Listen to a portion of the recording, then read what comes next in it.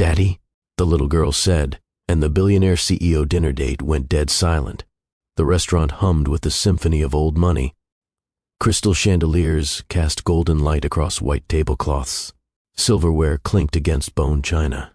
Conversations wrapped in expensive perfume floated through the air like secrets too precious to speak aloud. And then a small voice shattered everything. "Daddy." Brian Holloway felt the word before he processed it. A small hand tugged at his sleeve. He looked down, expecting a lost child seeking directions to the restroom. He was already preparing the polite smile he would offer before summoning a server to help. But the eyes that met his stopped every thought cold. Gray-green eyes. His eyes, staring up at him from a face framed by copper curls that matched his late mother's hair exactly. The grandmother this child had never met. The photographs that still lined his private study. "I saw your picture." The little girl's voice wavered between hope and fear. "Mommy has it in her drawer. I found it. You're my daddy. You have to be." Brian's dinner companion, Diana Mercer, was mid-sentence about Southeast Asian tech markets when her words simply stopped existing. The candles seemed to dim. The other diners faded into shadow. The entire universe collapsed into this single impossible moment. A 6-year-old girl he had never seen before was calling him Daddy with absolute certainty in her voice. "Meadow." A sharp voice cut through the fog, and Brian looked up to see a woman rushing toward them. Her face was a mask of horror mixed with something else, something that looked terrifyingly like recognition. Shirley Walsh. 7 years dissolved in an instant. 7 years of board meetings and acquisitions and carefully constructed success. And suddenly Brian was 29 again, watching Shirley cross the lobby of Holloway Technologies with blueprints in her arms and fire in her stride. The woman who had made him feel alive. The woman who had vanished without explanation. The woman who was now reaching for a copper-haired child who had his mother's curls and his own unmistakable eyes. "I'm so sorry." Shirley's voice was tight with controlled panic as she lifted the little girl into her arms. "Meadow, we talked about this. You can't just approach strangers. But he's not a stranger, Mommy. I know it's him. I know it." Shirley's eyes finally met Brian's, and the impact was visceral. She had changed in 7 years. Lines of experience around her mouth. A hardness in her gaze that had not existed before. But underneath it, the same fierce intelligence. The same stubborn jaw. The same woman who had walked out of his life and apparently taken something irreplaceable with her. "Shirley." Brian's voice came out rough. "Inadequate. I didn't know. I never knew. This isn't the place." Shirley interrupted. Her composure was cracking at the edges. "We will discuss this somewhere private. Not here." "Wait." Brian stood so suddenly that Diana startled backward. "You can't just leave. Is she mine? Shirley, is she mine?" The question hung in the air like smoke from a detonation. Diana's confusion was palpable. The nearest diners had finally noticed the drama unfolding. Their conversations faltered as they witnessed something far more interesting than their appetizers. "Tomorrow." Shirley's voice was barely above a whisper. "A.M. There's a coffee shop on Chambers Street called Murray's. You'll find it." She was gone before Brian could respond, disappearing through the restaurant's elegant exit with a copper-haired child whose face was now burned into his memory forever. "Now let me ask you something before we go any further. Have you ever had a moment where a single word changed everything? Where your entire past caught up with you in one devastating second? Have you ever discovered that the life you thought you were living was missing something so fundamental that everything suddenly looked different? Brian Holloway had just discovered he had a daughter, a 6-year-old girl who had been searching for him, who had memorized his face from stolen photographs, who had been brave enough to approach a stranger in a restaurant and claim him as her father. And now he had to figure out how he had become a stranger to his own child. Diana cleared her throat from across the table. Should I ask what that was about, or should I pretend it didn't happen? Brian sank back into his chair. His hands were shaking slightly, something he had not experienced since his father's funeral 3 years ago. "I think," he said slowly, "that I just discovered I have a daughter." The words sounded impossible, even as he spoke them. A daughter, a child. A whole person who existed because of him and without him simultaneously. The rest of dinner was a blur. Diana made polite excuses and left early. Brian could not blame her. This was not the networking opportunity either of them had anticipated. His driver took him home through Manhattan streets that looked exactly the same as they had 2 hours ago, even though everything had fundamentally shifted. The city did not care about his personal revelations. The lights still flickered. The traffic still crawled. The homeless man on the corner still held his cardboard sign. But Brian Holloway was not the same man who had entered that restaurant. Now, before I tell you what happened next, I need you to understand who Brian Holloway really was before that little girl said daddy. Because this story is not just about discovering a secret child. It is about discovering who you really are when everything you thought you knew turns out to be incomplete. Picture a man who had everything. 38 years old, CEO of Holloway Technologies, a company valued at $4.7 billion. His face appeared on magazine covers with titles like The Future of Innovation and America's Most Eligible Billionaire. He owned a penthouse in Manhattan with floor-to-ceiling windows that made the city look like a circuit board of lights spread out for his personal viewing. From the outside, his life was perfect, the embodiment of the American dream, a self-made success story that business schools used as a case study. But here is what the magazines never captured. The penthouse was empty most nights. The bed was too large for one person. The spectacular views had become wallpaper that Brian barely noticed anymore. He had stopped seeing the city years ago. He just existed in the space above it, disconnected, floating, hollow in ways he had learned to ignore. His father had built the foundation of the company before passing away 3 years ago. And with his final breath, Richard Holloway had reminded his son of the family legacy. The responsibility, the expectation that Brian would not just maintain the empire but expand it. Brian had done exactly that. Acquisitions, mergers, strategic partnerships that made Wall Street analysts weep with admiration. He had doubled the company's value in 3 years. He had made his father's dying wish come true, and he had never felt more empty. The dates were networking opportunities disguised as romance. Diana Mercer was impressive by any standard. 42. Silver-streaked hair that announced confidence rather than age. Vice president at one of the city's most prestigious venture capital firms. She spoke about market capitalizations the way poets spoke about sunsets. Brian understood exactly why his assistant had suggested her. Appropriate was the word that kept coming to mind. Diana was appropriate. The restaurants were appropriate. The conversations were appropriate. Everything in his life was appropriate, and nothing was alive. He had been going through motions for so long that he had forgotten what genuine feeling even looked like. The last time he remembered feeling truly present in his own life was 7 years ago, with a woman who had challenged everything he thought he knew about himself, Shirley Walsh. She had walked into his company headquarters on a Tuesday morning in March 7 years ago. An interior designer brought in to redesign the executive floors. Her portfolio was impressive, but it was not her work that caught Brian's attention. It was the way she looked at him like his net worth was irrelevant. Let me take you back to that morning. Picture a younger Brian Holloway, 29 years old, already running the company but still trying to prove himself worthy of the position his father had granted him. Engaged to Helena Fairbanks in an arrangement that merged 2 powerful families and their respective business empires. The engagement had been his father's idea. Brian had agreed because agreeing was what he did. Because duty had always trumped desire. Because he had never known anything worth fighting for. Shirley Walsh stood in his office that first morning with blueprints spread across his conference table and an expression that suggested she had already decided he was going to be difficult. "The current design is functional," she said without preamble. "But it is also soulless. Your employees spend 50 hours a week in this building and it communicates nothing except that. You have money," which they already knew. So what do you actually want them to feel when they walk through these doors? Brian had blinked at her. No one spoke to him that way. Not his executives. Not his board members. Certainly not the parade of consultants who came through his office speaking in careful corporate platitudes designed to avoid offense. "I want them to feel productive," he offered. Shirley laughed. Not politely. Actually laughed. Productive is not a feeling. It is an outcome. What feeling leads to that outcome? Pride? Inspiration? Belonging? Give me something real to work with. No one had asked him for something real in years. "I don't know," he admitted, and the honesty surprised him as much as it surprised her.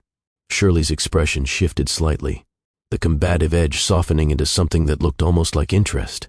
"Well," she said, "that is actually a useful starting point. Most executives pretend they know exactly what they want and then complain when I give it to them. At least you're honest about being clueless." Brian found himself laughing. When was the last time he had genuinely laughed? The project was supposed to take 3 months. The first month involved endless meetings where Shirley presented concepts and Brian rejected them. Not because they were wrong, but because arguing with her had become the highlight of his workday. She pushed back on everything. His assumptions, his preferences, his entire worldview. "You know what your problem is?" Shirley said during their 4th late-night session, surrounded by fabric samples and lighting proposals. "You are so busy being who everyone expects that you have forgotten who you actually are. This office could belong to anyone. There is nothing of you in it. Maybe there is nothing of me to put in it." The words came out before Brian could stop them. The kind of raw admission he never made to anyone. Shirley looked at him with those sharp eyes that missed nothing. "I don't believe that," she said quietly. "I think there is plenty of you. You have just buried it so deep that you have forgotten where you put it." No one had ever talked to him like that. No one had ever seen him clearly enough to challenge the facade he had spent years constructing. "Maybe that is your problem," he countered. "You see things that are not there. Maybe that is my gift." She replied, "I see what could be, even when it is hiding." The affair started 3 weeks later, after another late-night session that had nothing to do with interior design. Brian told himself it was temporary, a moment of weakness, a distraction from the suffocating responsibility of his real life. But Shirley was not a distraction. She was a revelation. In her small apartment, with its mismatched furniture and walls covered in her own artwork, Brian discovered a version of himself he had never met. Someone who could be honest, someone who could be present, someone who could feel things without calculating their strategic value. She did not care about his money. She cared about his mind, his opinions, his hidden dreams that he had never voiced to anyone because they did not align with the Holloway family expectations. "I am going to end it," Brian told her one night while they lay in the dark. "The engagement. I am going to tell Helena the truth. I am going to choose you."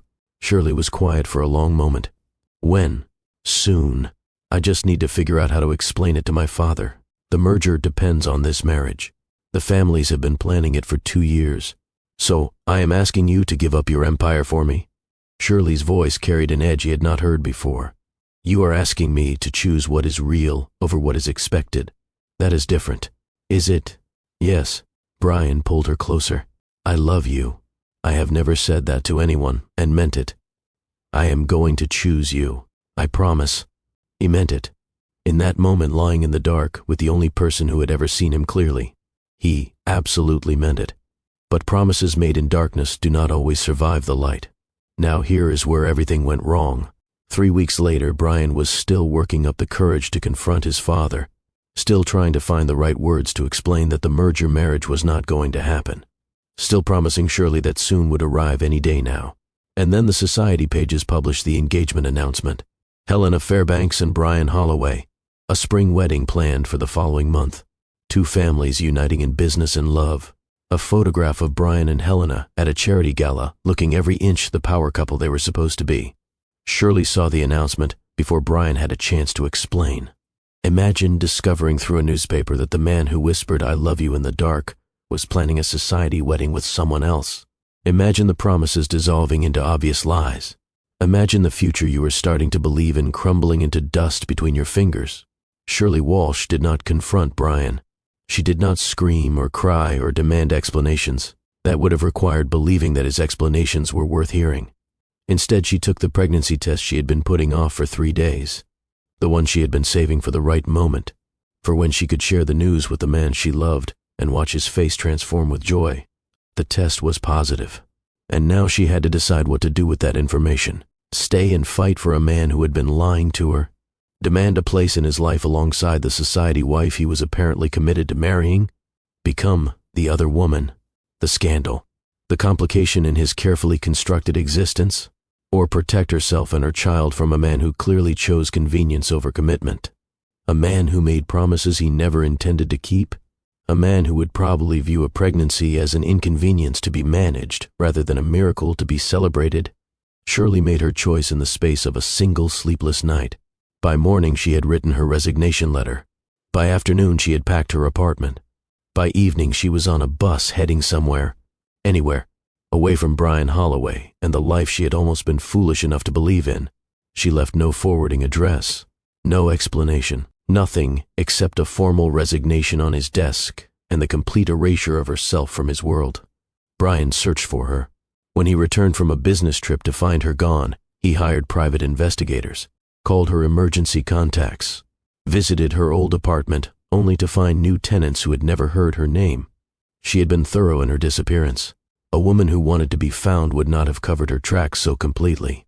The message was clear, even if the reasons remained a mystery. And eventually Brian did what everyone expected. He married Helena Fairbanks in a spring ceremony that cost more than most people's houses. He smiled for the cameras. He played the dutiful heir. He built the empire his father demanded. The marriage lasted 4 years. Helena eventually found someone who actually loved her. Brian found himself alone in penthouses with spectacular views and spectacular emptiness. He had stopped looking for Shirley years ago, stopped wondering why she had left, stopped examining the choices that had led to her disappearance because examining them meant admitting his own failures. Until tonight. Until a copper-haired girl with his mother's curls and his own gray-green eyes tugged on his sleeve in a Manhattan restaurant and said the word that changed everything. Daddy. Before we continue with what happened in that coffee shop the next morning, before I tell you about the confrontation that would reshape 3 lives forever, I need to pause and speak directly to you. Have you ever made a choice in a moment of pain that you later wondered about? Have you ever chosen self-protection over confrontation and spent years questioning what if? Have you ever discovered that someone you loved had been carrying a secret that changed everything you thought you knew? This story is about to challenge everything you think you know about second chances, about whether people can really change, about what it takes to rebuild trust from rubble.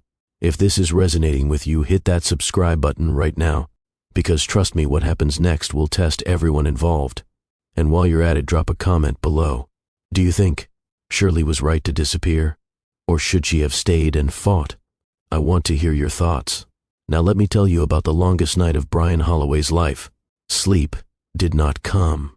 Brian stood at the floor-to-ceiling windows of his penthouse, watching Manhattan spread below him like a circuit board of lights. The city that never slept had nothing on the man who could not close his eyes without seeing a little girl's face. Meadow. Shirley had called her Meadow. His daughter's name was Meadow. The word felt foreign on his tongue. Daughter. He had a daughter. A 6-year-old child who existed because of him and entirely without him simultaneously, who had grown up looking at photographs in hidden drawers, who had memorized his face from stolen images, who had been brave enough to approach a stranger and claim him as her father. 6 years of birthdays he had missed. 6 years of bedtime stories he had never told. 6 years of scraped knees and first words and all the ordinary miracles that made up a childhood. 6 years stolen from him. Or had he stolen them from himself? Brian tried to reconstruct the timeline. 7 years ago, Shirley had disappeared. 9 months later, give or take, a child would have been born. His child, growing up somewhere without him, wondering why her father was not there, looking at photographs and asking questions that her mother apparently could not or would not answer. Why had Shirley kept this from him? The question circled endlessly. Had she been punishing him? Protecting the child? Protecting herself? Did she think he would not want to know? Did she think he would try to take Meadow away? None of the possible answers made him feel better. Some of them made him feel considerably worse. Around 2 in the morning, his phone buzzed with a text from an unknown number. Murray's Coffee Shop, Chambers Street, tomorrow 11 a.m. Do not be late. Shirley. Brian typed 17 different responses before settling on one. I will be there. He did not sleep at all that night. Just watched the darkness fade to gray and then to gold as Manhattan woke up around him, indifferent to his personal crisis. Murray's Coffee Shop was the opposite of Lumiere. Worn wooden tables, mismatched chairs, the smell of honest coffee and fresh pastries. The kind of place where construction workers grabbed breakfast and nobody checked your credit score at the door. Brian arrived at 10:45. His driver earned curious looks from the regulars as the black town car deposited a man in a $3,000 suit outside the humble establishment. Shirley was already there, corner booth, hands wrapped around a ceramic mug. No Meadow. Just the woman who had vanished 7 years ago, watching him approach with an expression he could not read. She looked tired, Not just from last night, but from years of carrying weight alone. The kind of exhaustion that settled into your bones and became part of your architecture. You came, she said flatly. Did you think I would not? I did not know what to think. I have spent 7 years not knowing what to think about you. Brian slid into the seat across from her. The table felt very small. The space between them felt infinite. Why didn't you tell me? The question came out raw, stripped of the diplomacy he had spent decades perfecting. If she is mine, if Meadow is my daughter, why didn't you tell me? Because when I found out I was pregnant, I also found out you were engaged. Shirley's voice carried 7 years of compressed anger. Helena Fairbanks, the society wedding of the season. You were planning a life with someone else while telling me I was the one who mattered. I was going to end it. The engagement. I was going to choose you. I was working up the courage to tell my father. Were you? Shirley's laugh was bitter. Because from where I stood you were very comfortable in your double life. The dutiful heir planning his dynasty marriage while keeping the designer entertained on the side. That is not fair. Fair? Her eyes flashed. Fair is not finding out through a society column that the man you love is marrying someone else in 3 weeks. Fair is not having to decide whether to tell that man about your pregnancy when you are already questioning everything he ever said to you. I didn't know you found out through the papers. Brian leaned forward urgently. I was trying to figure out how to tell you, how to explain the situation with my father and the company. The merger depended on that marriage. I was trapped and I was trying to find a way out. Trapped. Shirley repeated the word like it tasted foul. You were trapped in your penthouse and your board meetings and your family expectations. I was pregnant and alone and making impossible decisions with no support. Those are not the same kind of trapped, Brian. He absorbed this, the weight of it settling into his bones. You are right, he said quietly. I am not comparing our struggles. I am trying to explain my perspective, not excuse my choices. Your perspective. Shirley set down her mug with more force than necessary. Your perspective was cowardice dressed up in expensive suits. You made promises you never intended to keep because keeping them would have been inconvenient. You chose comfortable over meaningful. You chose easy over real. That is not true, is it not? Because you did marry her, Brian. You married Helena Fairbanks exactly like the society pages predicted. You built your empire exactly like your father wanted. You became exactly who everyone expected you to become. Where in that timeline was the choosing me you promised? The accusation landed like a blow because there was no defense against truth. I made a mistake, Brian said. The biggest mistake of my life. I was a coward who chose the path of least resistance, and I have regretted it every day since. But surely I did not know about Meadow. If I had known about her, everything would have been different. Would it? Shirley's voice cracked slightly. Would it really? Because the Brian I knew was very good at saying the right things and very bad at following through. What guarantee did I have that you would not have seen our daughter as another complication to manage? Another inconvenient truth to bury? None, Brian admitted. You had no guarantee. Based on my behavior, you had every reason to doubt me. I understand why you ran. I hate that you felt you had to, but I understand it. Something shifted in Shirley's expression, the armor cracking slightly at his unexpected honesty. I spent 6 years building a life for her. Shirley continued. Alone. I found work in Denver, started my own interior design firm, made sure she had everything she needed, everything except a father. You did that alone? I had help. A friend named Elena who became like family. But yes, the parenting, the decisions, the 3 a.m. fevers and the first day of school terrors and all of it. Alone. Brian closed his eyes briefly, imagining years of struggle he had been oblivious to. Years where his daughter had been growing up without him while he dated appropriate women and built appropriate empires and felt hollow inside without knowing why. Tell me about her, he said. Please, tell me about Meadow. Shirley was quiet for a long moment, studying him like she was trying to determine whether he deserved the information. She is obsessed with dinosaurs. Shirley finally offered. Has been since she was 3. She knows more about prehistoric creatures than most adults. She builds elaborate cities out of blocks. She talks to herself when she thinks no one is listening, having entire conversations between characters she has invented. Brian stored each detail like precious gems, trying to construct a picture of the child he had missed. She is creative. Shirley continued, and stubborn, and too smart for her own good. She asks questions I do not always know how to answer. Questions about me, questions about everything, why the sky is blue, whether dogs dream, if there are other universes where different versions of us make different choices. Shirley's voice softened slightly. She has your eyes, your analytical mind, your habit of going completely still when you are processing something complicated. She sounds incredible. She is. Shirley's expression hardened again, which is why I kept her away from you for 6 years, because I needed to make sure she stayed that way. The words cut deep, but Brian understood them. Fair, he said. I deserve that. I deserve much worse than that. Yes, you do. But Shirley, Brian leaned forward. I am here now. I know about her now. And I want to be in her life. Not for appearances or damage control. I want to actually be her father. You want that now. In this moment, with shock making everything feel urgent and important. But Brian, fatherhood is not a boardroom. You cannot delegate it when it gets boring. You cannot schedule it around acquisitions. This is a child who needs consistency, not a part-time parent who shows up when convenient. I understand that.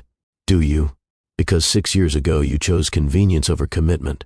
You chose the woman who made your life easier over the woman who challenged you to be better. What is different now?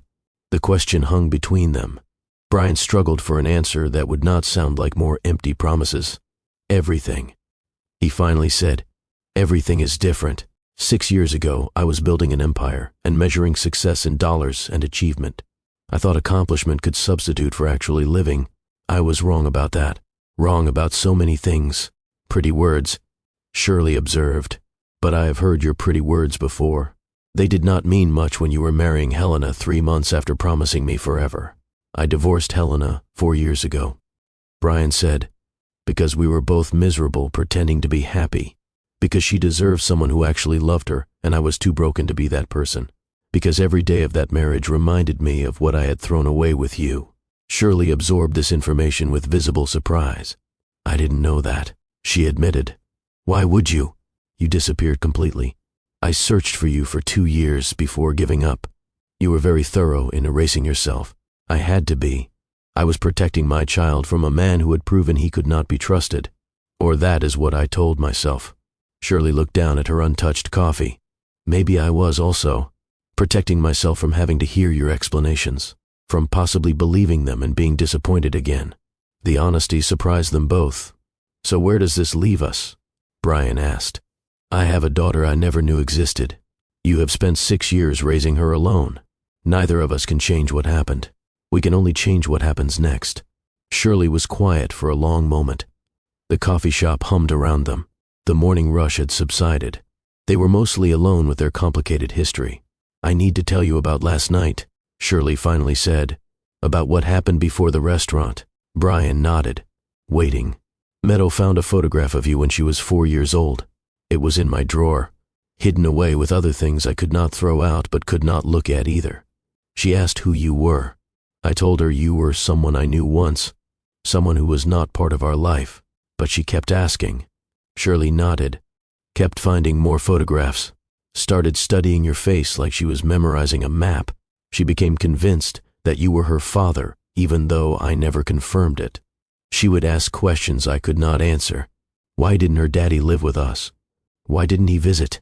I told her some families are different, that she had all the love she needed from me. Brian felt tears threatening, the image of a small girl searching for a father she had never met. There was a school project last year, Shirley continued, about families.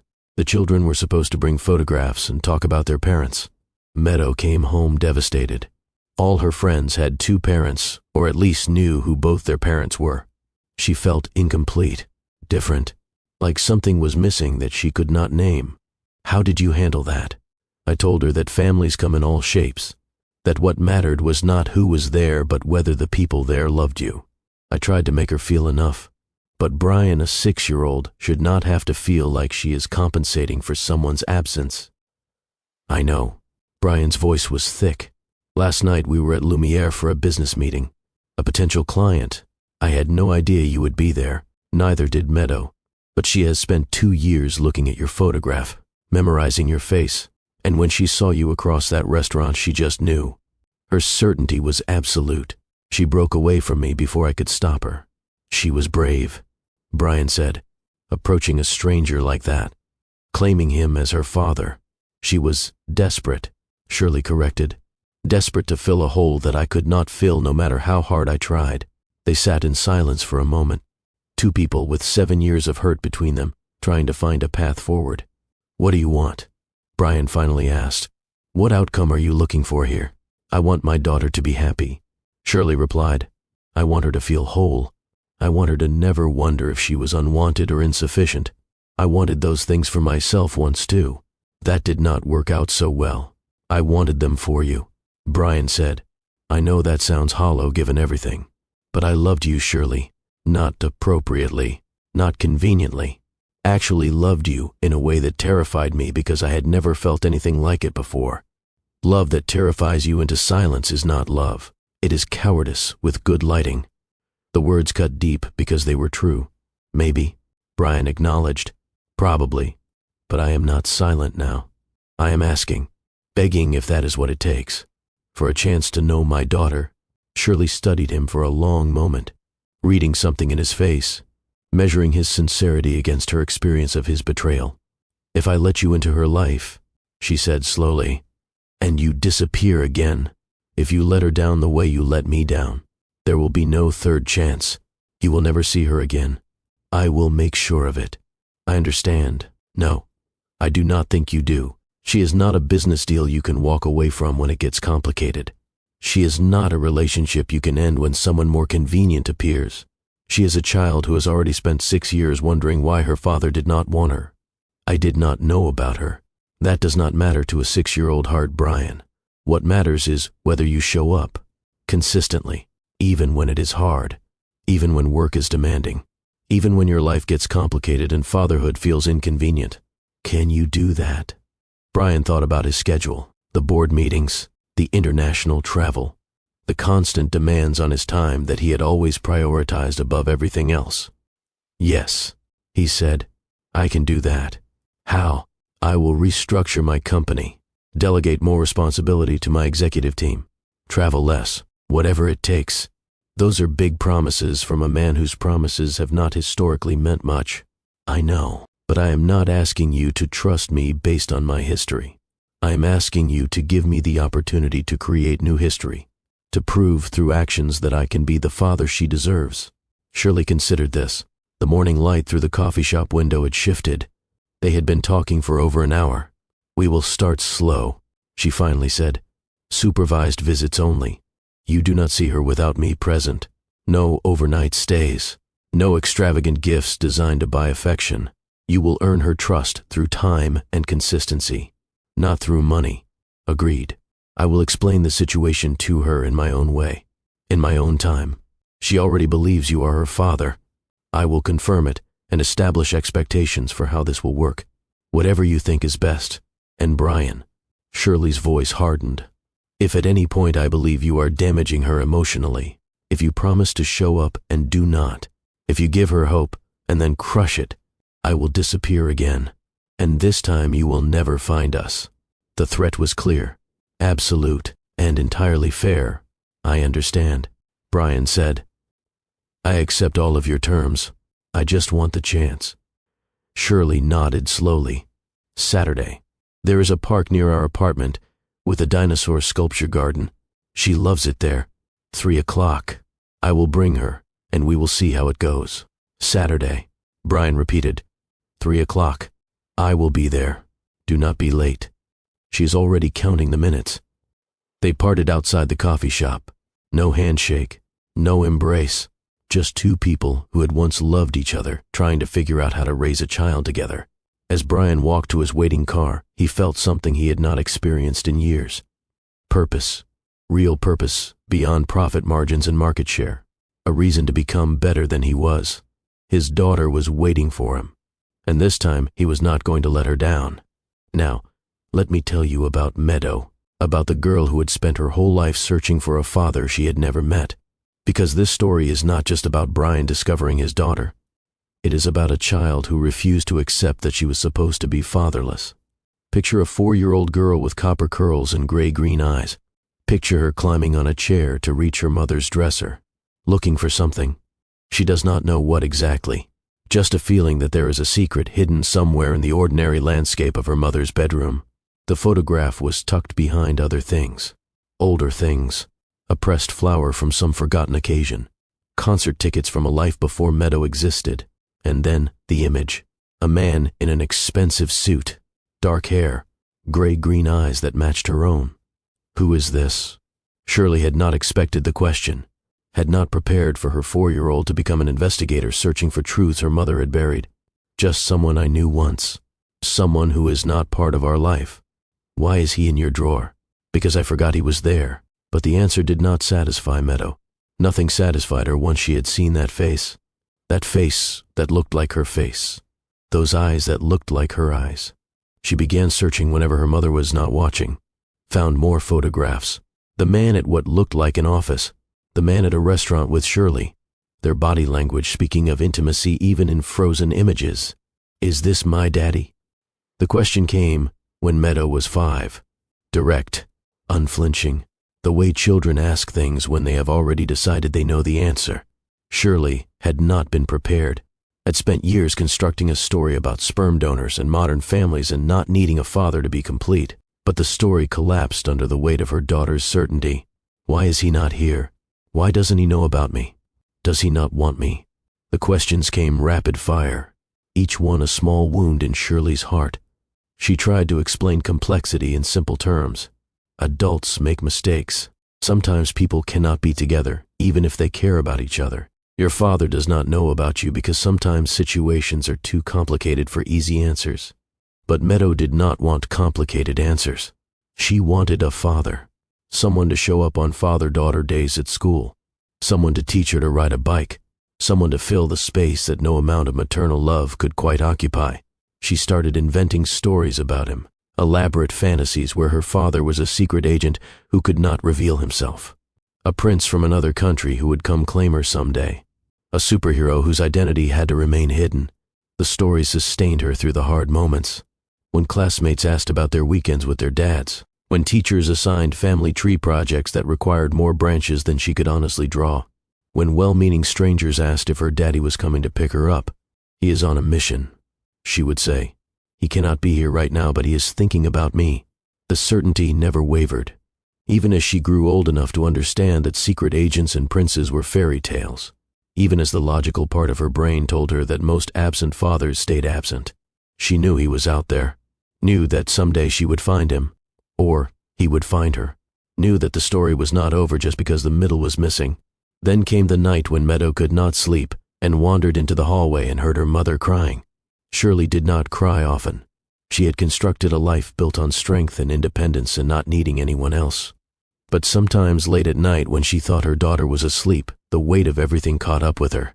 Meadow stood frozen in the hallway, listening to her mother's muffled sobs, connecting pieces that a 6-year-old should not have to connect. Her mother had loved him, the man in the photographs, and something had happened, something terrible, something that meant they could not be together. Something that hurt so much it still made her mother cry years later. The next morning Meadow did not mention what she had heard. But her resolve hardened. She was going to find her father. She was going to understand what had happened. She was going to fix whatever was broken. She studied his photograph with new intensity, memorized the shape of his jaw, the way his hair fell across his forehead, the specific gray-green of his eyes. She would recognize him anywhere. She was certain of it. 2 years passed. 2 years of ordinary childhood marked by extraordinary determination. Meadow learned to read, learned to write, learned a dinosaur species and geological eras and all the facts that fascinated her analytical mind. And she learned to watch, to scan crowds, to look for a face she had memorized in a city full of strangers. Then came the business dinner, Shirley explaining that they were going to a fancy restaurant to meet an important client. Meadow in her best dress, the one with stars embroidered on the hem, her stuffed rabbit clutched for courage. The restaurant was overwhelming, all those adults in their expensive clothes speaking in their adult voices about adult concerns. Meadow had been instructed to sit quietly and color while her mother talked business.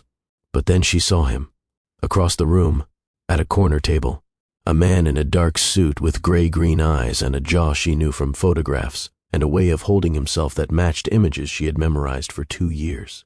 Her father, she did not think, did not calculate, did not consider consequences. She simply moved, crossed the restaurant like she was drawn by gravity, reached out and touched his sleeve because she had to make sure he was real. "Daddy?" The word came out small, uncertain, full of 2 years of hoping and 6 years of longing and an entire childhood of wondering. And when he looked down at her with those eyes that matched her own, she knew she had been right all along. She had found him. Now we are approaching a moment that will change everything. The dinosaur sculpture garden. The first real meeting between a father and the daughter he never knew existed. Brian arrived 30 minutes early. He had been unable to sleep the night before, unable to eat, unable to think about anything except 3 o'clock on Saturday. The bronze dinosaurs emerged from the landscaping like prehistoric ghosts. A triceratops frozen mid-stride, a velociraptor with claws extended, a brachiosaurus whose long neck stretched toward the sky. Meadow's favorite place, the place where she felt safe, the place Shirley had chosen for this impossible first meeting. Brian paced between the sculptures, checking his watch, rehearsing things to say, feeling more nervous than he had before any board meeting or merger negotiation. What do you say to a child who has been looking for you her whole life? How do you compress 6 years of missed moments into a first conversation? How do you earn the trust of someone who has every reason to be cautious? He had bought books, parenting guides and child psychology texts and advice columns about reconnecting with estranged children. None of them quite addressed his specific situation. Most assumed the father had known about the child and chosen to leave, not discovered her existence in a restaurant at age 6. The dinosaur garden was busy with families, children running between sculptures, parents watching from benches, the ordinary chaos of Saturday afternoon in a public park. Brian had never felt more out of place, or more desperate to belong, and then he saw them. Shirley and Meadow approaching from the park entrance. The little girl wore a yellow dress today, her copper curls caught back with purple barrettes. She walked with careful deliberation, taking each step like she was approaching something fragile and precious. Brian understood. He felt fragile and precious too. They stopped a few feet from him, Shirley watching carefully, ready to intervene at any sign of damage. "Hi," Brian said, crouching to Meadow's level the way the parenting books had suggested. "I'm Brian. I think we sort of met before, but not properly." Meadow studied him with devastating intensity, matching what she saw to photographs she had memorized, comparing real life to imagination. "Mommy says you're my daddy," she said finally, "but you didn't know about me before." "That's right." Brian kept his voice gentle. "And I am very sorry I didn't know. I would have come to find you much sooner." "Why?" "Because you're my daughter, and even though we haven't met until now, that makes you the most important person in the world to me." Meadow processed this with visible skepticism, a 6-year-old who had learned to be cautious about promises adults made.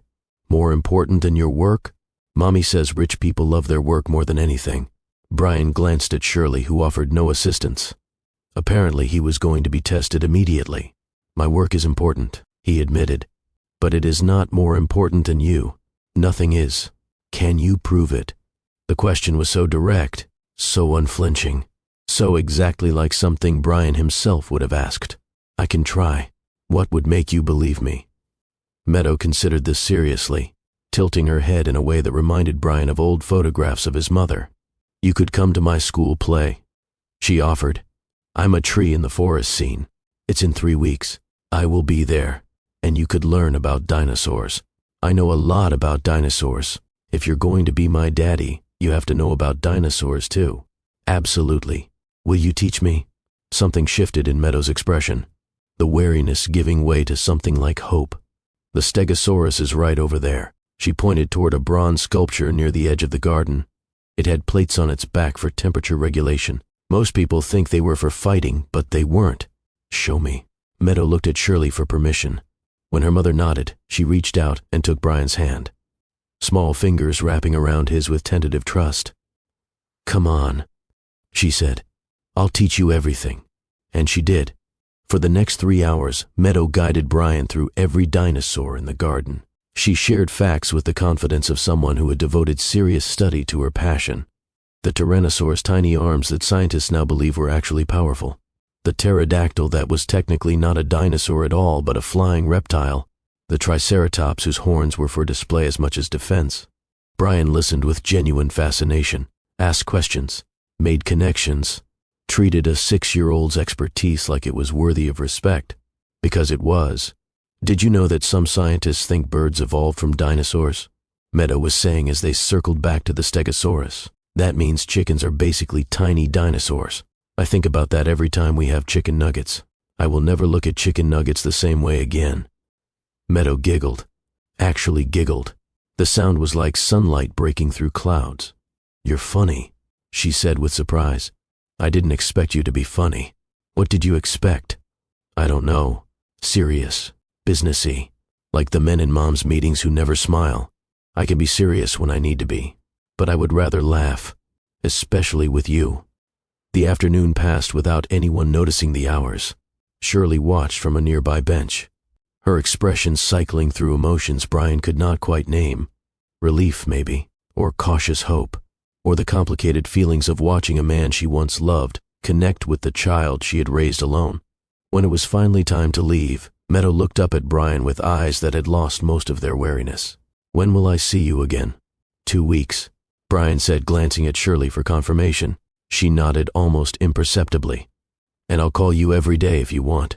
We can talk about dinosaurs, or buildings, or whatever you like. Buildings? I studied architecture in college, before I went into business. I love how buildings work, how they stand up and don't fall down. Meadow's eyes widened. I love buildings too. I build cities with my blocks all the time. Alexander at school says girls don't build things, but I build better cities than him. Alexander sounds like he doesn't know very much. That's what I tell him, but he doesn't listen.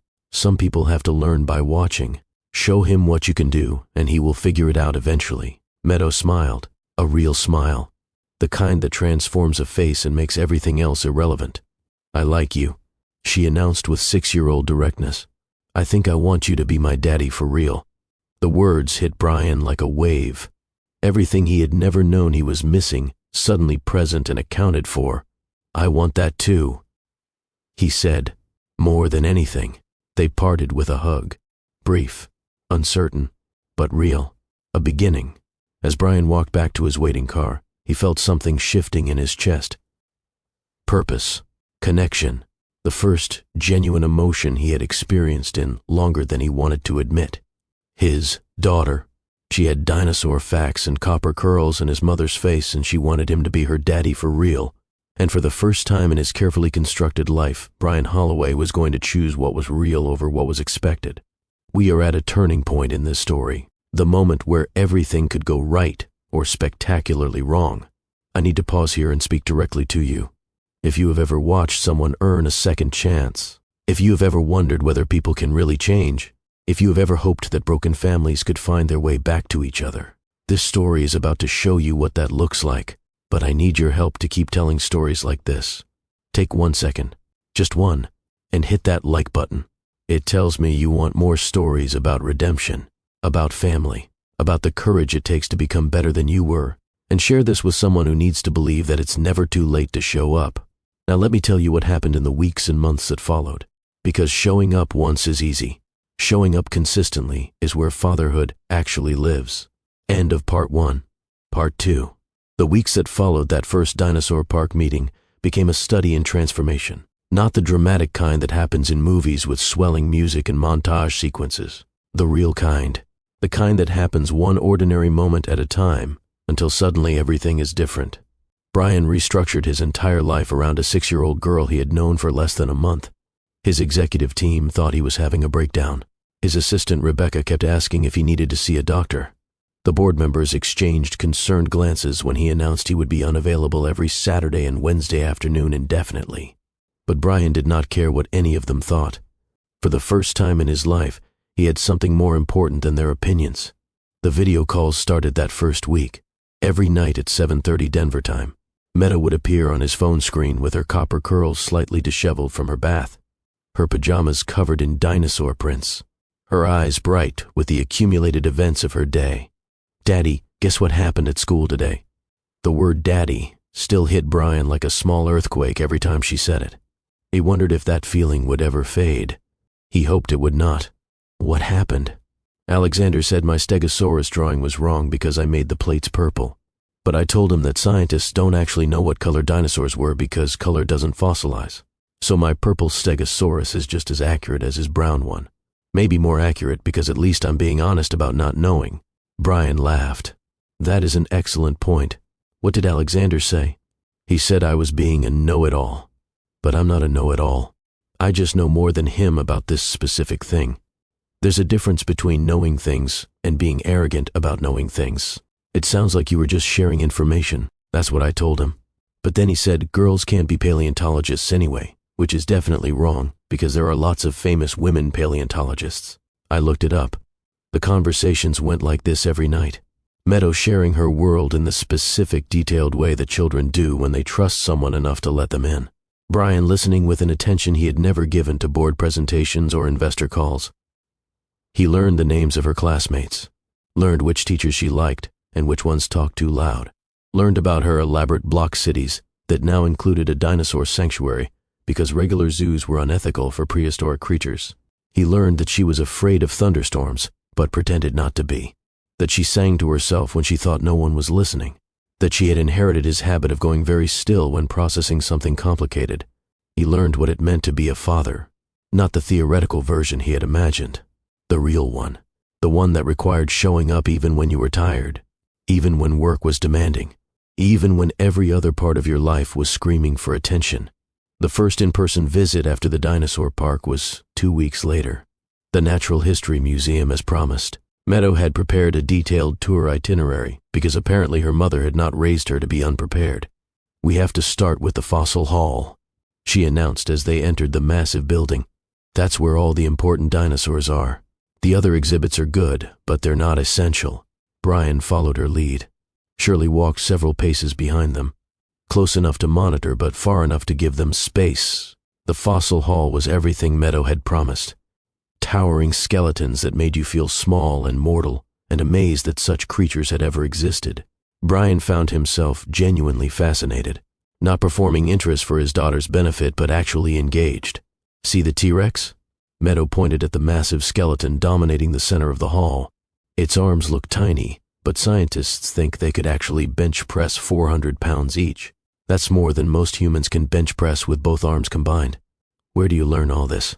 Books, videos, the internet. Mom says I have an obsessive personality. She means it as a warning, but I think it's a compliment. Brian smiled. It is definitely a compliment.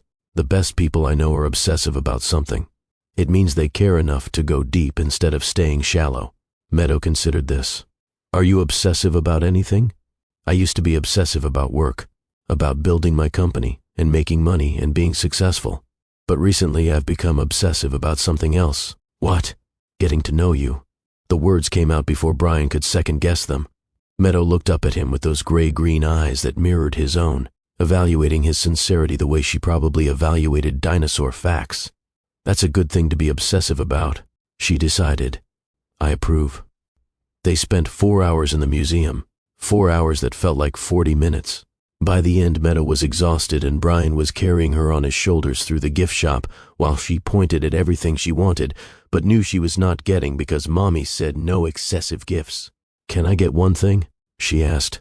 Just one small thing? Brian looked at Shirley for permission. She hesitated, then nodded slightly. One thing. Shirley confirmed. Something small. Something you will actually use. Meadow chose a pocket-sized dinosaur identification guide. Because you need to learn too, she told Brian. And this way, when I talk about dinosaurs, you'll know what I mean. Brian bought the guide and studied it every night for the next 2 weeks. When Meadow mentioned a Pachycephalosaurus during their video call, he could picture the dome-headed creature without looking it up. The look on her face when she realized he had been studying was worth every minute of reading. You actually learned them, she said with wonder. You actually cared enough to learn. Of course I did. You said I needed to know about dinosaurs to be your daddy.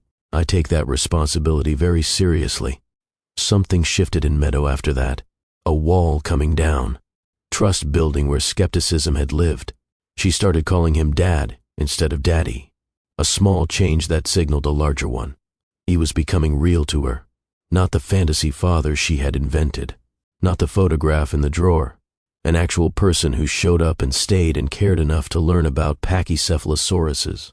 The school play arrived 3 weeks after the dinosaur park meeting.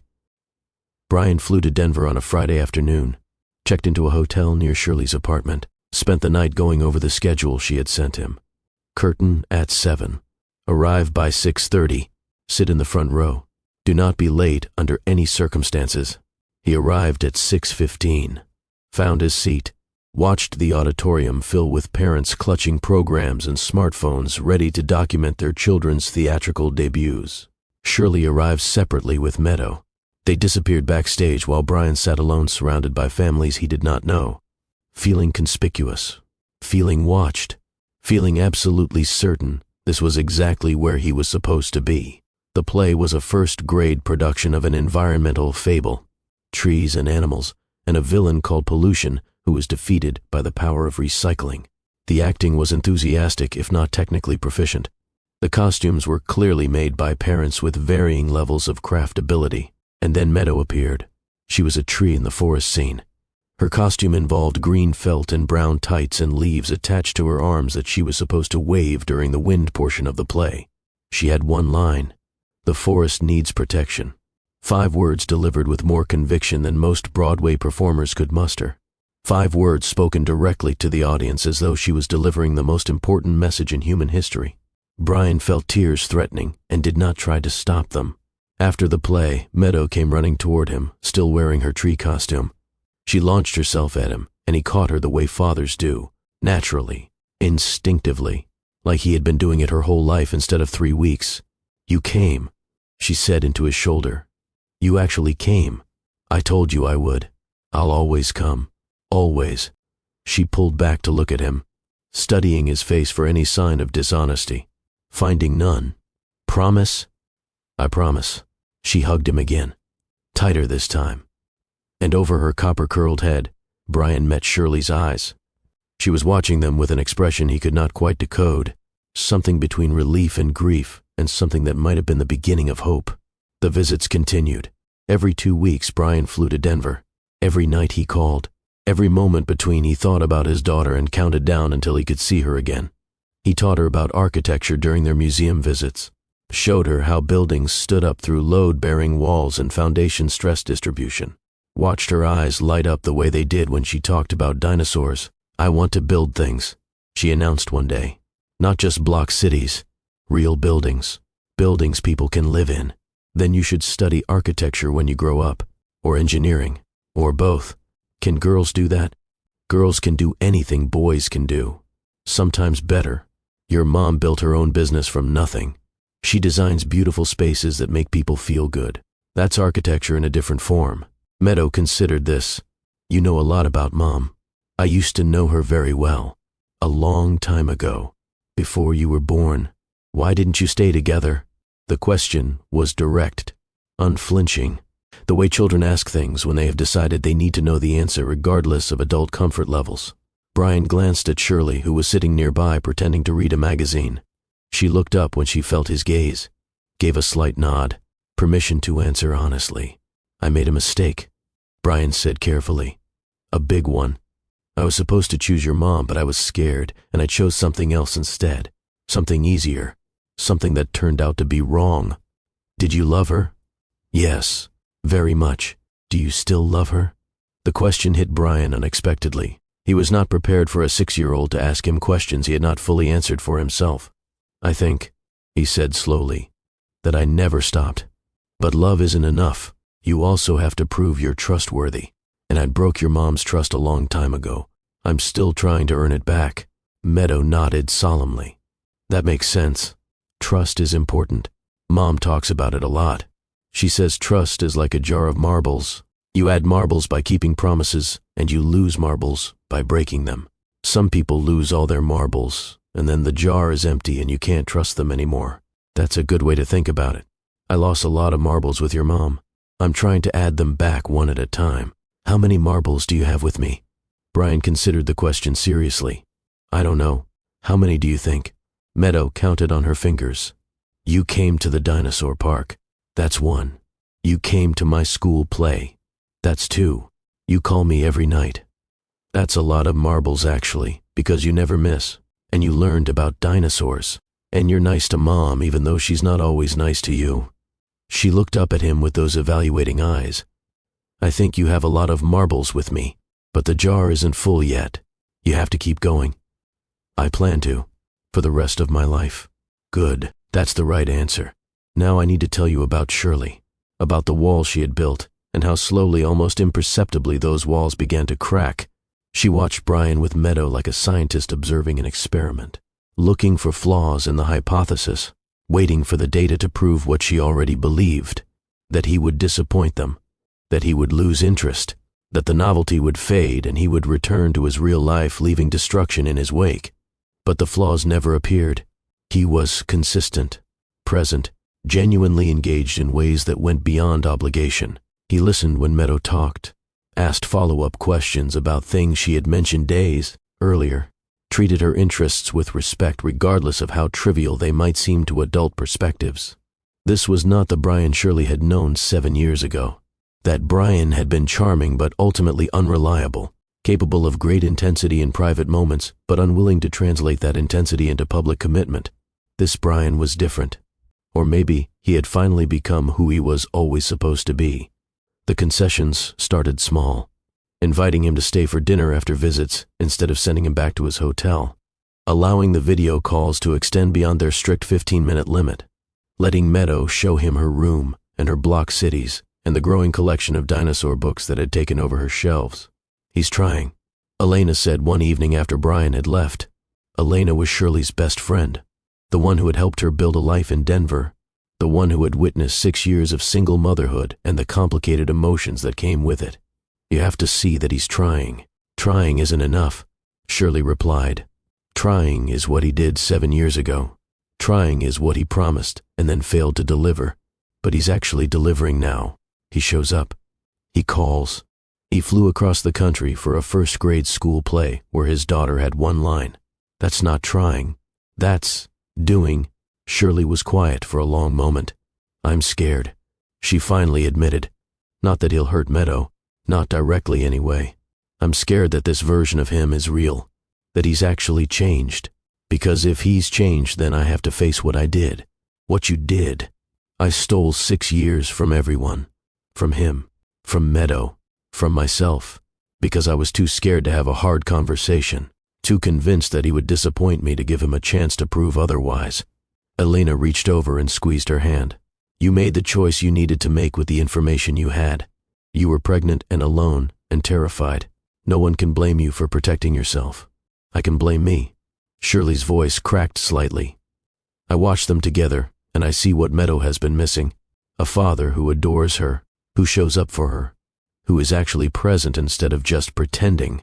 And I'm the one who kept that from her for 6 years. You were also the one who raised her, who made her into this incredible kid, who gave her the security and stability to become who she is. That matters too. But Shirley could not shake the guilt that had settled into her bones. The guilt that grew larger every time Brian proved himself reliable. Every time Meadow's face lit up at the sound of his voice. Every time the family they could have been became more visible through the family they were becoming. 4 months after the restaurant revelation, Brian made an announcement. They were having dinner at Shirley's apartment, a weekly tradition that had evolved without anyone formally establishing it. Brian cooked because it turned out he had learned during his divorce years. Something to fill the empty hours. Something to make him feel less like a ghost haunting his own home. Meadow was doing homework at the kitchen table. Multiplication facts that she found offensively simple but had to complete regardless.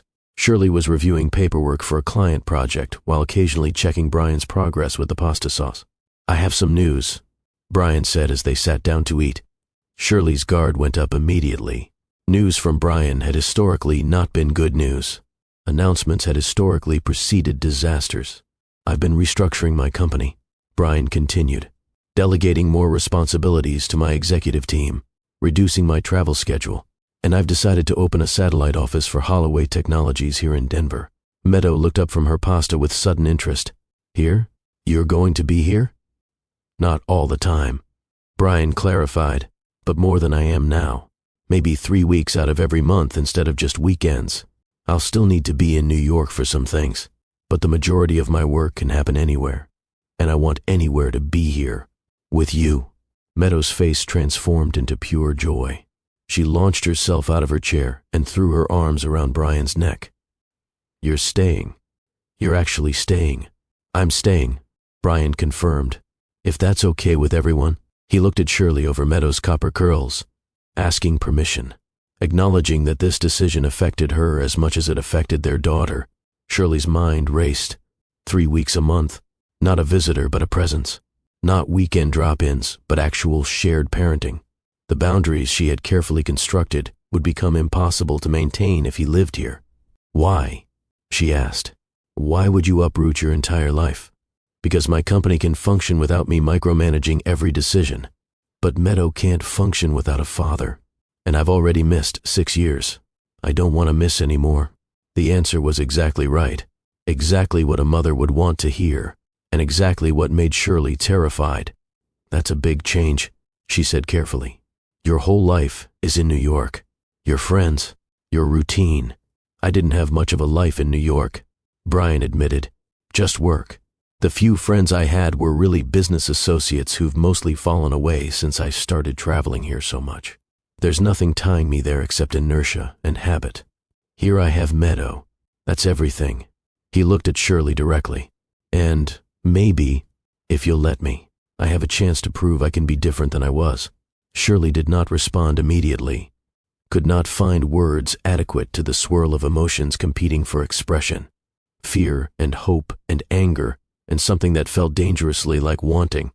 "Can I think about it?" she asked. "Of course. I'm not asking permission. I can move to Denver regardless of what you decide. I just wanted you to know my reasoning, and I wanted you to be comfortable with it."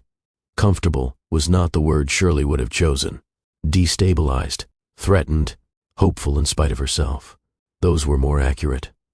But looking at Meadow's face, the uncomplicated joy of a child who was getting what she had wished for her entire life, Shirley could not find it in herself to object. "We'll see how it goes," she said finally. "That's all I can promise for now." Brian nodded. "That's all I'm asking."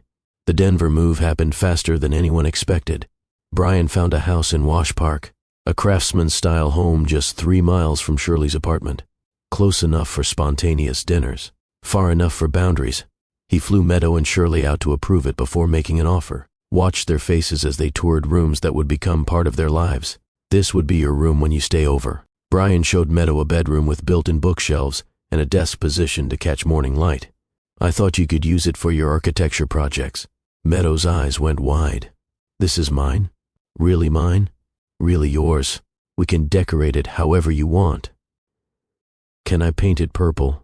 Any shade of purple you like." The tour continued. A living room with space for family movie nights. A kitchen where Brian could teach Meadow to cook. A backyard with room for elaborate outdoor block cities and maybe someday a dog. "I love it," Meadow declared when they finished. "This feels like home already." Brian looked at Shirley, trying to read her expression, finding it carefully neutral. "What do you think?" "I think," Shirley said slowly, "that you're building something real here, and I hope you know what that means." "I do. I'm not going anywhere. Not ever." The words hung between them, weighted with history, heavy with meaning beyond the present moment. That night after Meadow was asleep, Shirley found Brian in the backyard of the house he was about to buy, looking up at stars that were more visible here than they had ever been in Manhattan. "Can I ask you something?" Shirley settled onto the patio step beside him. "Anything. When did you change? Was it gradual or did something happen?" Brian was quiet for a moment, considering the question seriously. "Both," he finally said. "Helena leaving was part of it. Not because I loved her. I never did. Not the way I loved you. But because watching her find someone who actually made her happy showed me what I had been denying everyone, including myself. What else? My father dying. 3 years ago, he had a heart attack in his office, surrounded by the empire he built, alone. I found him there, and I realized I was on the exact same path, building something impressive that would mean nothing if there was no one to share it with. I didn't know he died. I'm sorry. Don't be. He was not a good man. He was effective and successful and completely incapable of genuine connection. I spent my whole life trying to earn his approval while becoming exactly what he wanted me to be. His death freed me, even if it took years to figure out what to do with that freedom. And then Meadow. Brian's voice softened. She finished what his death started. Showed me what actually matters, what I want my life to mean when it's over. I want to be the father I never had, the partner I failed to be for you, the person I should have been brave enough to become 7 years ago. Pretty words, Shirley observed, but the echo of 7 years ago was faint, her skepticism eroding despite her efforts to maintain it. I know. Brian turned to look at her. I know my words don't mean much given our history. I'm not asking you to trust me. I'm asking you to let me prove myself through actions, however long that takes. And what about us? The question surprised them both. Shirley had not intended to ask it, had not even fully formed the thought before it escaped. Us? Brian's voice was careful, hopeful but restrained. Never mind. Shirley stood abruptly. It's late. We should get Meadow home. Wait. Brian reached for her hand, not grabbing, just touching, asking her to stay. Please, don't run from this. I'm not running. I'm being careful. There's a difference. There is. But, Shirley, sometimes careful becomes a prison. Sometimes protecting yourself from potential pain means protecting yourself from potential joy. You hurt me. The words came out raw. 7 years ago you destroyed me. I spent months putting myself back together, building a life that couldn't be taken away, becoming someone who didn't need anyone else. I know, and I'm not asking you to need me. I'm not asking for anything about us. I'm just saying that if you ever wanted to explore what might be possible, I'm here. I'll wait. However long it takes. Shirley did not respond, could not find words adequate to the complexity of what she felt. They drove back to her apartment in silence, Meadow asleep in the back seat, the unasked questions filling the car like a third passenger. Just when things seemed to be settling into a new normal, everything fell apart. Meadow got injured at school, a broken arm from a playground fall that sent her to the hospital in an ambulance, while Shirley raced from a client meeting across town. Her first call was to Elena. Her second call, without thinking about it consciously, was to Brian. Something happened. Her voice cracked over the phone. Meadow fell. She's at Presbyterian. They said her arm is broken. I'm on my way there now, but I'm still 20 minutes out, and she's alone and I can't. I'm coming. Brian interrupted. I'm leaving right now. I'll be there before you. She won't be alone. He was in New York. A quarterly board meeting he could not reschedule. 5 hours by plane. Impossible to get there in time. But Brian did the impossible. He chartered a private jet, made calls during the flight, arranged for a Holloway Technologies executive in Denver to meet him at the airport with a car already running. Broke every speed limit between the airport and the hospital. He arrived before Shirley did. Meadow was in a small examination room. Her arm splinted, but not yet cast. Her face streaked with tears she was trying not to let anyone see, looking very small in the hospital bed. Daddy. The word came out broken when she saw him in the doorway. Brian crossed the room in 3 strides, gathered her carefully into his arms, felt her small body shaking against his chest. I'm here, he murmured into her copper curls. I'm here. You're okay. I've got you. It hurts, I know, but the doctors are going to fix it. You're going to be fine, and I'm not going anywhere. You came. I told you I would always come. Did you think I was lying? No. Meadow sniffled. I knew you would come. I just didn't think it would be so fast. There is no fast enough when my daughter needs me. If I could have teleported, I would have. She almost smiled through her tears. Teleporting isn't real. Not yet. But maybe by the time you're grown up, some architect will figure out how to build a teleportation machine. Maybe it will be you. The sound that came out of her was half laugh, half sob. I can't build anything. My arm is broken. Your brain isn't broken. You can plan. When your arm heals, you'll have plans ready to execute. Very efficient, actually. This time she did smile. You're trying to make me feel better. Is it working? A little. Then I'll keep trying. Shirley arrived 15 minutes later, breathless, terrified. her professional composure completely shattered by maternal fear. She found Brian sitting on Meadow's hospital bed, her daughter curled against him, both of them calm despite the chaos of the emergency room around them. "Mommy," Meadow reached for her with her good arm. "Daddy's here." He came so fast. Shirley gathered her daughter carefully, holding her close, breathing in the reality that she was okay, that the worst had not happened. "I'm so sorry," Shirley murmured. "I should have been here. I was across town. I couldn't get here fast enough." "It's okay," Meadow said with surprising maturity. "Daddy was here. I wasn't alone." The words hit Shirley unexpectedly. The acknowledgement that Brian had provided something she could not, that Meadow had been comforted in her absence, that for the first time in 6 years her daughter had had 2 parents showing up when she needed them. "Thank you," Shirley said to Brian, her voice thick. "You didn't have to drop everything." "Yes, I did." Brian replied simply. "She needed me. Nothing else mattered." The hospital visit stretched into hours. X-rays and casts and pediatric orthopedists explaining healing timelines. Through all of it, Brian stayed, holding Meadow's hand during procedures, making her laugh when anxiety crept back, being present in the way that showed up when it mattered. By the time they got home, it was past midnight. Meadow was exhausted and drugged and asleep almost before they got her into bed. Her purple cast already signed by Brian and Shirley, and the night nurse who had thought it was adorable. Brian should have gone back to his hotel, should have left Shirley to process the evening alone, should have maintained the careful distance they had established. Instead, he stayed. They sat in Shirley's kitchen. Coffee neither of them was drinking. The silence between them, different than it had been. Softer somehow. The edges worn down by shared fear and shared relief. "You were really going to fly across the country for a school play," Shirley said finally, "but chartering a jet to get to her hospital bed. That's when I knew." "Knew what?" "That you actually changed. That this isn't performance. That you actually love her in the way she deserves to be loved." "I do," Brian said. "I didn't know I was capable of it until I met her. I didn't know I had any genuine feeling left after years of going through motions. But she woke something up, something I thought was dead." Shirley was quiet for a long moment. "I was wrong," she said finally, "to keep her from you. I made that choice out of fear and anger, and I can justify it all I want, but watching you with her, watching you show up, I was wrong. You did what you thought was right with the information you had. I did what was easiest. I told myself it was protection, but it was avoidance. If I had told you about the pregnancy, if I had given you a chance to respond, maybe everything would have been different. Maybe, or maybe I would have failed. The man I was 7 years ago might not have been ready to be a father.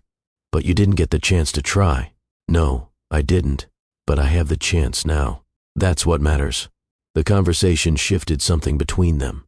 The last of the adversarial distance dissolving, replaced by something that felt cautiously like partnership, like 2 people on the same team instead of opposite sides. The months that followed were different. Brian moved into his Denver house. Meadow got her room decorated in 3 shades of purple with dinosaur murals on the walls. The custody arrangement became official. Every other week with Dad. Every other week with Mom. Transitions smooth because both parents prioritized the child over their own complications.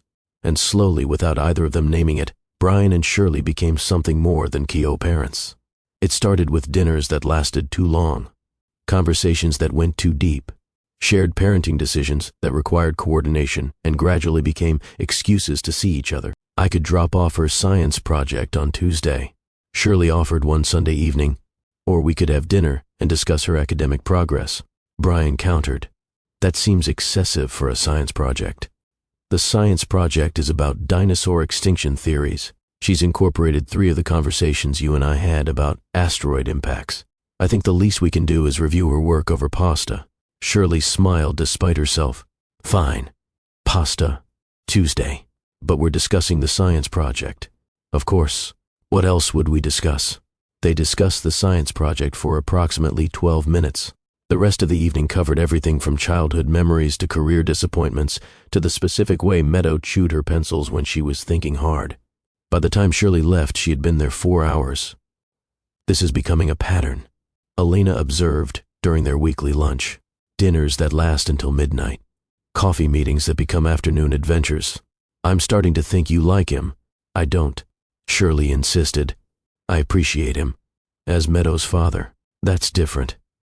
Is it? Because you haven't dated anyone since he showed up, and you used to at least go on the occasional coffee date. Now it's like you're waiting for something. I'm not waiting for anything. I'm focused on Meadow, on our co-parenting relationship, on making sure this transition goes smoothly. Elena gave her a look that suggested she was not remotely convinced. He hurt you. I know that. And you have every right to be cautious. But surely at some point, caution becomes cowardice. At some point, protecting yourself from potential pain means protecting yourself from potential joy. The words echoed what Brian had said months ago. Almost exactly. When did everyone become a philosopher? Shirley deflected. When we started watching you be happy and realized you were pretending not to be. Just when Shirley was starting to admit she might have feelings worth examining, everything threatened to fall apart. The charity gala was unavoidable. A major donor event for Brian's company foundation, the kind of appearance that quarterly revenue reports were measured against. Brian had tried to get out of it, had negotiated reduced time, had made it clear this was obligation, not interest. But when he walked into the Manhattan ballroom, he came face to face with the last person he wanted to see, Helena Fairbanks. She looked good, happy in a way she had never looked while married to him. Her new husband beside her, a man who clearly adored her based on the way he watched her move through the room. Brian. Helena approached with the grace of someone who had made peace with their history. I heard about your daughter. Congratulations. Thank you. Brian was careful with his response. Protective of Meadow even in casual conversation. She must be incredible. To make you give up your Manhattan life for Denver school plays. She is. Everything I never knew I was missing. Helena studied him for a moment, reading something in his face. You're different, she said finally. Happier, more present. I never could give you that. I wasn't capable of receiving it.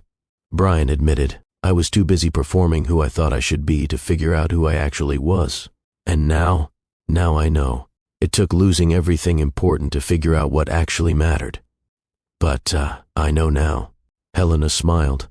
A genuine smile, not bitter or resentful, just the smile of someone who had also found peace on the other side of their shared disaster. I'm glad, she said. Truly, you deserve happiness, even if we couldn't find it together. So do you. Brian gestured toward her husband. He seems like a good man. He is the best. They parted amicably. Two people who had been wrong for each other acknowledging that the ending was the beginning of better things. But the media coverage did not focus on their civilized interaction. The headlines the next morning focused on something else entirely. Billionaire Brian Holloway's secret daughter. Hidden child revealed. Love child scandal rocks tech industry. Someone had leaked the story. The photographs. The details Shirley had carefully protected for 6 years. And now the paparazzi were camped outside her Denver apartment, shouting questions at her windows, waiting to ambush her on her way to work, asking Meadow about her famous father when she walked to school. The carefully constructed walls came crashing down in the worst possible way.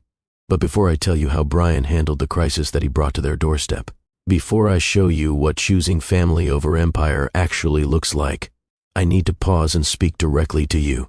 We are at the moment where everything is tested, where words become meaningless and only actions matter, where Brian will either prove he has truly changed or reveal that the old patterns were just dormant waiting to re-emerge. If you believe in fighting for family, if you want to see what happens when someone finally makes the right choice, hit that like button right now. Share this story with someone who needs to see what showing up actually looks like. And comment below, would you have stayed? What would you have done in Brian's position? Now let me show you what redemption in action looks like. The call came at 6 in the morning. Shirley's voice on the phone, shaking with anger and fear. There are photographers outside my house. They were shouting Meadow's name. She's terrified. What did you do? Brian was already moving, already calling his security team, already planning the response before the accusation fully landed. I didn't leak anything, he said, but I know who did. And I'm going to fix it. How? How do you fix this? My daughter's privacy has been destroyed.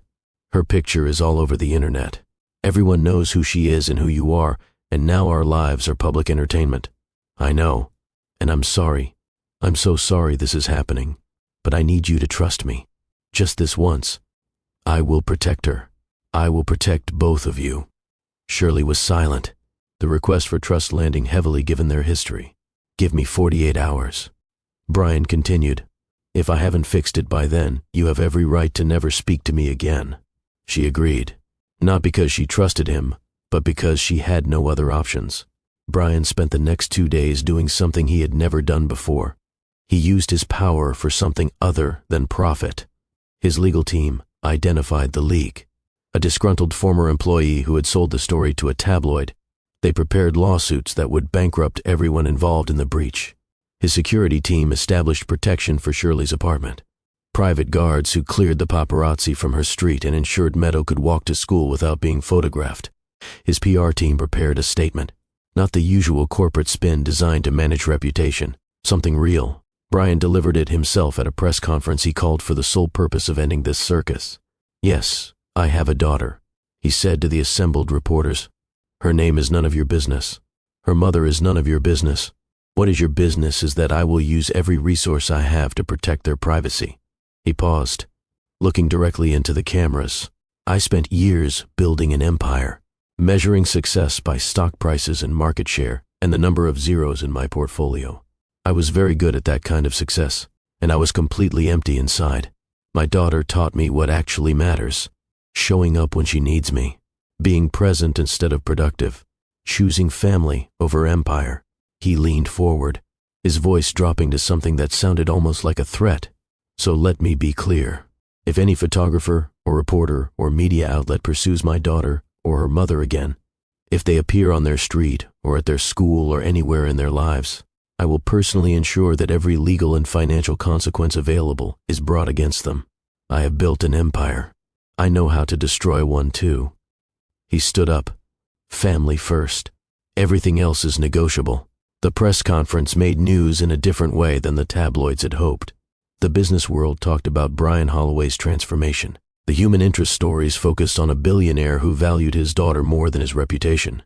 The privacy violations stopped almost immediately because no outlet wanted to face his legal team. But more importantly, Shirley watched the press conference from her apartment, while Meadow colored at the kitchen table, unaware of the drama unfolding around her. She watched the man she had once loved stand up in front of cameras and choose his daughter over his empire, choose protection over reputation, choose family over convenience, and she felt the last of her walls crumble into dust. That night, after Meadow was asleep and the security guards had confirmed the street was clear, Brian came to Shirley's apartment. They sat in her kitchen. Coffee, neither of them was drinking. The familiar configuration that had become their pattern. "You did that," Shirley said finally. "You told the entire world your family matters more than your company." "It's true," Brian replied. "I meant every word. Your stock price dropped 2% after the press conference. It recovered by end of day. And even if it hadn't, even if it crashed to nothing, I would still have said what I said. Because it's true." Shirley was quiet for a long moment. "I forgive you," she said finally, the words surprising them both. "For 7 years ago, for the choices you made and the hurt you caused. I forgive you." Brian's breath caught. He had not expected this, had not allowed himself to hope for it. "You don't have to," he managed. "I know, but I want to. I've been holding on to that anger for so long, using it as armor. But armor becomes a prison eventually. And I don't want to be imprisoned anymore. What do you want?" The question hung between them. The same question she had asked him months ago, now returned to her. "I want," Shirley said slowly, "to see what's possible. When two people who made mistakes decide to do better. When forgiveness is actually extended. When walls come down instead of staying up. What does that mean? It means I'm willing to try. Not rushing. Not pretending the past didn't happen. But trying to build something new from the wreckage of what we destroyed." Brian reached for her hand. The gesture was familiar now. Comfortable. The touch of someone who had earned the right to offer comfort. "I would like that," he said quietly. "More than anything." She did not pull away. For the first time in 7 years, Shirley Walsh let herself lean toward the person who had hurt her worst. Let herself believe that people could change. Let herself hope that mistakes did not have to be permanent. The kiss, when it came, was tentative, uncertain, two people who had been hurt reaching toward each other anyway, choosing connection over protection, choosing possibility over certainty. It was not a fairy tale ending. The trust would take years to fully rebuild. The scars would remain even as they healed. There would be setbacks and hard conversations and moments when old patterns threatened to re-emerge. But they had chosen each other. Finally, after 7 years of missing each other, they had chosen the harder path because it led somewhere worth going. 1 year after the restaurant, Brian stood in the kitchen of his Denver home. The home that had become their home. The townhouse in Manhattan had been sold months ago. Too many echoes, too much emptiness. Denver was where life happened now. Shirley was helping Meadow with homework at the table, a scene so ordinary that Brian sometimes forgot it had ever been impossible. "Daddy." Meadow looked up from her math worksheet. "What's 7 times 8? 56. Brian replied, "But you knew that already." "I wanted to make sure you knew it." Meadow grinned. "Mom says you're bad at math." "Your mother is a liar. I have excellent math skills. How do you think I built a company? According to Mom, you hired accountants." Shirley was laughing. Actually laughing. The sound filled the kitchen like music, like something Brian had forgotten was possible. "She's got you there." Shirley managed between laughs. "Traitor." Brian pointed at her accusingly. "You're supposed to support me in front of the children. I support truth. Truth is, you can barely calculate a tip without your phone." Meadow was giggling now. The kind of pure joy that children have before the world teaches them to be cautious with their happiness. This, Brian thought, this is what life was supposed to feel like. The foundation gala that night was the 1-year anniversary of the Carter Foundation. Shirley had been appointed to the board the previous month, a recognition of her work supporting single parents through her own business practices. They arrived together, Brian in a tuxedo that cost less than his Manhattan suits because he had stopped caring about such things. Shirley in a navy dress she had designed herself because creating beauty was what she did. The cameras captured their entrance. The media had become respectful since Brian's press conference. They kept their distance, asked permission, treated his family like people rather than content. Brian gave a speech about the foundation's new direction, the initiatives supporting working parents, the childcare programs and business loans and mentorship networks that Shirley had helped design. But the part that made the news was what he said at the end. "A year ago I discovered I had a daughter," he said, "a little girl who had been searching for me for years, who was brave enough to approach a stranger in a restaurant and claim him as her father. That moment changed everything." He paused, looking at Shirley in the audience. "Her mother showed me what strength looks like, building a life alone, raising an incredible child, creating success without any of the advantages I took for granted. I hurt her years ago in ways that should have been unforgivable, but she gave me a second chance anyway, not because I deserved it, because she believed people could change." He looked back at the audience. "This foundation exists because of them, because they taught me what actually matters. Family, showing up, choosing correctly when the choice is hard. Everything else is negotiable." Later on the dance floor, Brian and Shirley swayed together while the orchestra played something slow and romantic. "That was quite a speech," Shirley murmured. "It was true," Brian replied. "Every word. You're going to make me cry. And I specifically did waterproof makeup because I knew you would pull something like this. I make no apologies." She pulled back to look at him.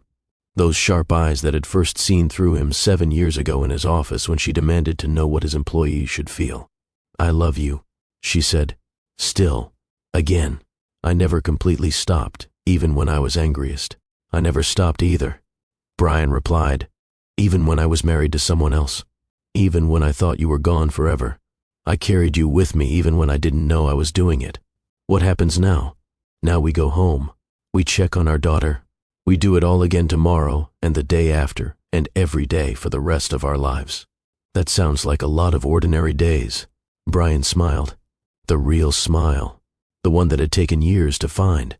"Ordinary is all I ever wanted. I just didn't know it until I found you." They went home. They checked on Meadow, who was not actually asleep, but pretending to be because she wanted to hear them come in together. Wanted to confirm that her parents were home, that the family she had spent her whole life searching for was finally complete. "Are we a real family now?" she asked, as they tucked her in for the second time that night. We've always been real, Brian replied. We just took different paths to find each other. Meadow nodded solemnly. I knew, she said. When I saw you in that restaurant, I knew you would come. I knew we would end up together. How did you know? Because I wished for it every night, and Mom says wishes don't come true by themselves. You have to work for them. You have to be brave enough to ask for what you want. So I was brave. You were the bravest. Brian kissed her forehead. You were braver than any of the adults. I know. Meadow smiled sleepily. That's why it worked. They stood in her doorway for a moment, Brian and Shirley, watching their daughter drift towards sleep. We did okay, Shirley whispered. We did better than okay, Brian replied. We did real. The story didn't end there, because real stories never truly end. They continue into school graduations and teenage rebellions and all the ordinary challenges of building lives together. There would be hard days ahead, disagreements and disappointments and moments when old wounds ached unexpectedly. But they faced them together, a family assembled from broken pieces and stubborn hope, 3 people who had found their way home.